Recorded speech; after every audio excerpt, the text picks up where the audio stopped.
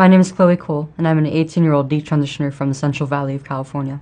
I started socially transitioning and identifying as transgender when I was 12 years old, and I was fast-tracked onto medicalization at 13, starting with puberty blockers and testosterone. My parents actually had pushed back on me medically transitioning at first, but the team of the medical professionals that helped me to push me, really, to transition never presented any other options. They said that the rate of regret is less than 1 or 2%. They told my parents that if they didn't allow me to transition, I would be at risk of suicide when I was never suicidal before I transitioned, ever. I had been diagnosed with social anxiety and depression. My mental state was rapidly declining, and my grades were really starting to suffer. And somehow this wasn't considered when I went to surgery. I was 15 years old. It was far too easy for me to go through this. After every shower, I would have to look down at these huge wounds.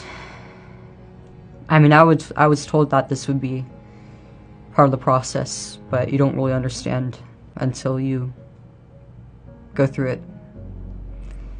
It's certainly not for kids. No 15-year-old girl should have to go through that. I continued to get worse. I had to eventually drop out of school and go into an alternative program in which I was taking a psychology class. And there was one lesson that was about parenting, maternity. One of the most important parts of the lesson that really stood out to me was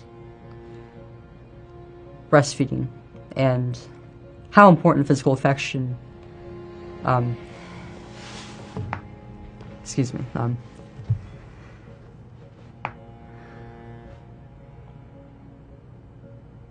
that bond is important to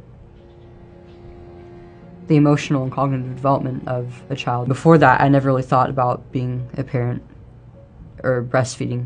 During one of the consultations for my surgery, I was told that I would lose my ability to breastfeed, but at this time, this didn't mean anything to me because I didn't know anything about that. Something beautiful and uniquely female was taken away from me forever.